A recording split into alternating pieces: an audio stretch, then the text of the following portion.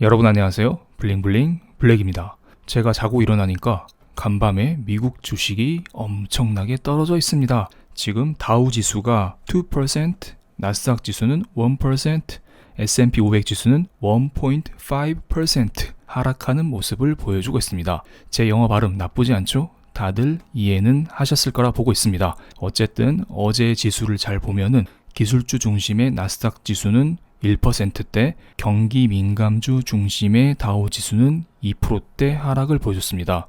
그만큼 무언가 경기적으로 위축이 되는 움직임이 보여주면서 증시가 전체적으로 하락했다. 이런 것을 알 수가 있는데요.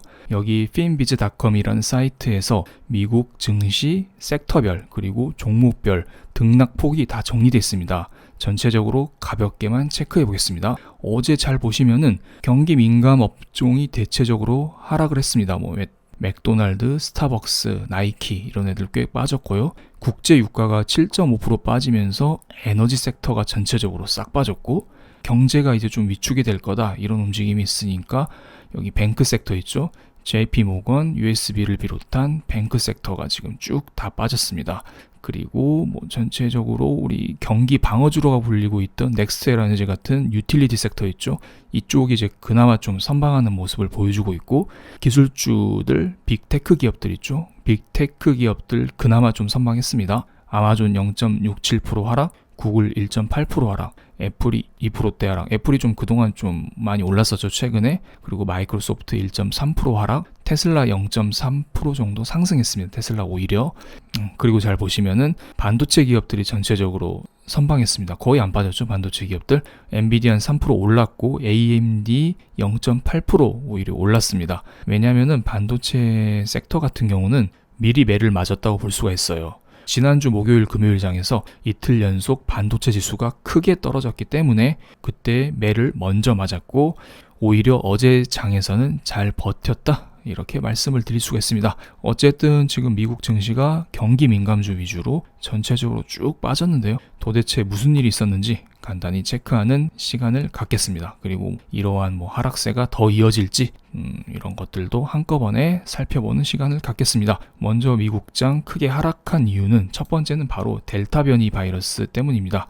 여기 잘 보시면은 기사가 하나 있네요. 다우 2% 급락, 유가 8% 추락, 델타 변이의 성장 둔화 공포 이렇게 나와 있습니다.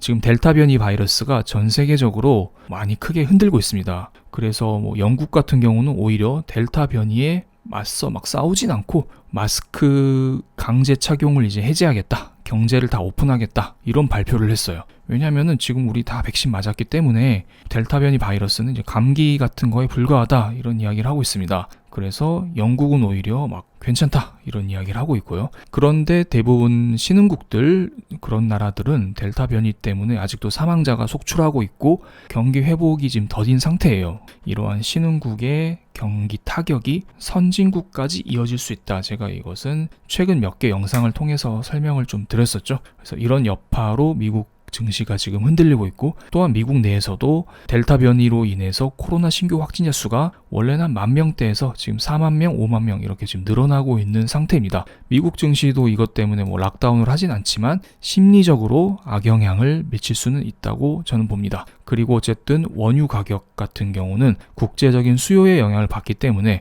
지금 원유 시장도 지금 공포에 휩싸였죠.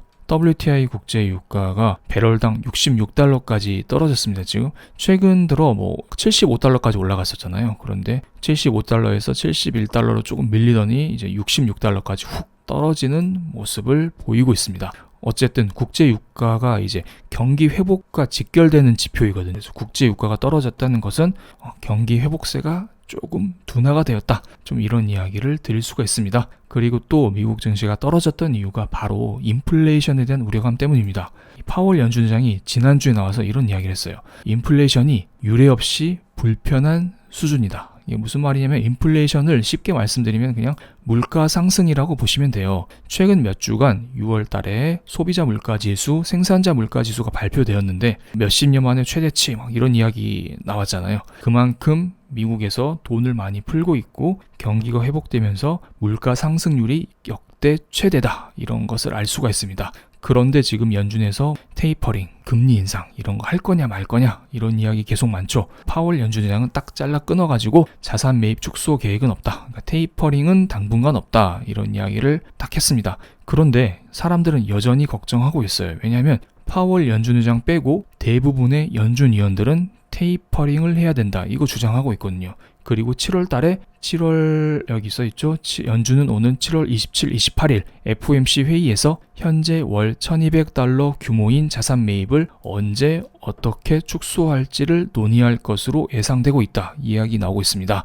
어쨌든 연준에서는 테이퍼링을 하긴 할 거라 봅니다. 그러니까 언제 할 거냐? 어떻게 할 거냐? 좀 이게 중요한 거죠. 그런데 이 테이퍼링에 대해서 구체적으로 결정하게 되는 연준 회의가 한 일주일 남았죠. 그러니까 일주일 남았기 때문에 제가 볼 때는 좀 이것에 대해서 어느 정도 시위를 하는 게 아닌가. 미리미리 증시를 좀 떨구면서 연준 너네 테이퍼링 하지 마. 우리 아직 경제가 불안해. 이런 것을 사람들은 다들 외치고 있습니다. 그래서 델타 변이 바이러스, 인플레이션에 대한 우려감 이런 것들로 인해서 지금 미국 증시가 하락하고 있는데요.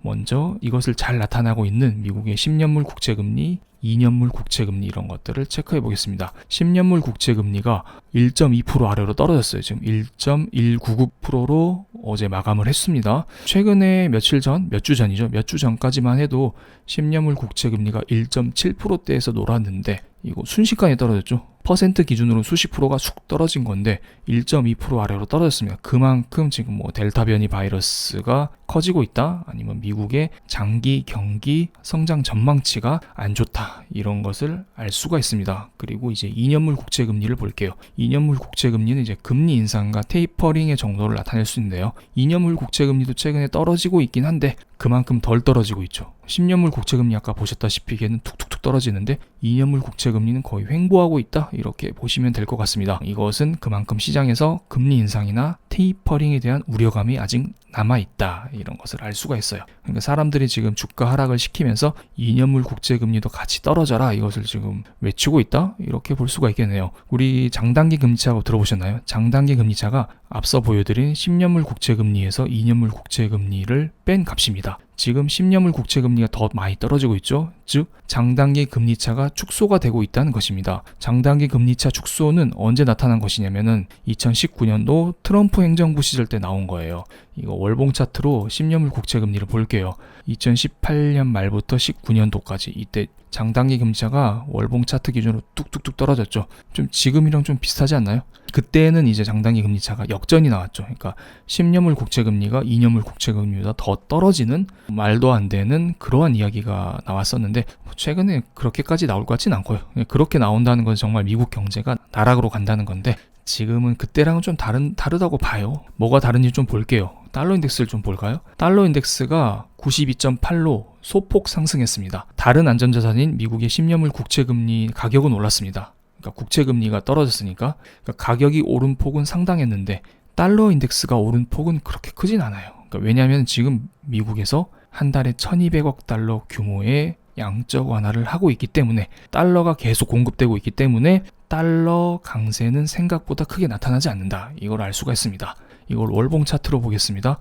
여기 보시면, 여기 동그라미 친 부분 보시면은 이때가 트럼프 행정부 시절이에요. 이때 보시면은 달러 인덱스가 거의 1년 이상 이렇게 올랐죠. 막대기 하나가 한 달이니까 지금 달러 인덱스 오른 기간만 따지면 1년 반은 되는 것 같아요. 2년 됐죠, 2년. 어쨌든 이때 당시에는 달러 인덱스가 지속적으로 오르는 시기였다. 이때는 연준도 금리 인하를 3번밖에 못했어요. 양적 완화 이런 것도 하지도 않았고요. 근데 지금은 제로금리 상태에다가 테이퍼링 이야기가 좀 나오고 있긴 하지만 여전히 한 달에 1200억 달러 규모의 돈을 풀고 있기 때문에 과거 2018, 19년도보다는 달러 강세가 심하게 나올 것 같진 않다. 그리고 미국 경제가 어쨌든 지금 회복은 되고 있습니다. 그래서 장단기 금리차 역전까지는 나올 단계는 아니다. 그럼 도대체 이 10년물 금리는 도대체 언제 오르냐? 이것은 앞으로 차차 영상을 통해서 설명을 드리도록 하겠습니다. 어쨌든 지금은 뭐 델타 변이 바이러스, 인플레이션 우려감 때문에 미국 경제가 그렇게 좋은 상태는 아니에요. 인플레이션 우려감이 있으면 결국에는 경제에 타격이 올 수밖에 없거든요. 뭐 물가 오른다, 유가 오른다, 이런 이야기 나오면은 기업 입장에서는 원가 측면에서 부담으로 작용할 수밖에 없기 때문에 그렇게 좋은 상태는 아니에요. 미국 경제가 지금 좋진 않지만은 그렇게 또 나쁘지만은 않다. 저는 이렇게 정리를 드릴 수가 있겠습니다. 그래서 상대적으로 미국의 나스닥 지수가 선방을 하고 있는데요. 나스닥 지수도 어제 같은 경우는 1.7%까지 밀렸다가 결국에는 아래 꼬리를 달고 1%대 하락을 보여줬습니다. 생각보다 하락이 그렇게 크진 않다. 이것을 말씀드릴 수가 있어요. 그래서 국내 주가가 어떻게 될지 궁금해 하시는 분들이 계시는데요. 최근에는 그렇게 증시가 막 좋은 상태는 아니에요. 코스피 지수가 제가 최근에 고점 3,300포인트 말씀드렸었죠. 3,300 이상부터는 과열이니까 조금씩 현금화 시키면서 아래에서 다시 잡는 관점을 취하자 이런 의견을 드렸었고, 그래서 3,190포인트 최근에 여기를 저점을 형성을 하고 반등을 했었는데 21선을 결국에는 돌파하지는 못하고 여기 맞고 다시 떨어지는 형국을 보이고 있습니다. 아마도 3,190포인트 이 저점 라인을 다시 테스트하는 시간을 가질 거라 봅니다. 그런데 이 자리 기준으로 제가 볼 땐 더 이상 막 크게 빠지진 않을 것 같습니다. 제 생각에는 3,190포인트가 과거 1월달 기준으로 따지면은 요런 가격대이지 않을까. 3,000포인트 요런 자리. 그러니까 그때에도 보시면은 여기를 지지받는 척 하다 올라갔었죠. 그리고 한번 깼다가 올라갔고 깼다가 반등했고 또 깼다가 반등했고 깼다 반등했고 요런 식으로 요 전후를 통해서 와리가리 하지 않을까, 저는 이런 생각을 개인적으로는 하고 있습니다. 그리고 지금 코스피보다는 코스닥이 지금 상대적으로 꽤 괜찮죠. 5일선 타고 꾸준히 막 상승을 하고 있습니다. 왜냐하면은 2차 전지 섹터가 최근에 강세를 꾸준히 보이고 있고, 또한 어제 같은 경우는 반도체, OLED 이런 섹터들도 생각보다 큰 강세를 보이고 있어요. 어쨌든 코스닥도 새로운 주도주를 찾을 수 있을지는 이것은 꾸준히 체크해 봐야 될 문제라고 봅니다. 종합 정리드리겠습니다. 어제 미국 증시가 안 좋았던 것은 사실, 그리고 기술주보다는 경기 민감주 위주로 타격을 받았던 것도 사실입니다. 그래서 오늘 한국 증시도 기술주보다는 경기 민감주 위주로 타격을 받을 것이고, 그래서 코스피 지수 같은 경우는 3,190포인트 이 가격대를 중심으로 횡보하지 않을까, 이런 예상을 저는 해보겠습니다. 물론 이건 저의 개인적인 생각이기 때문에 참고로만 봐주시면 감사하겠습니다. 그럼 오늘 영상 여기서 마치겠습니다. 감사합니다. 좋은 하루 되세요.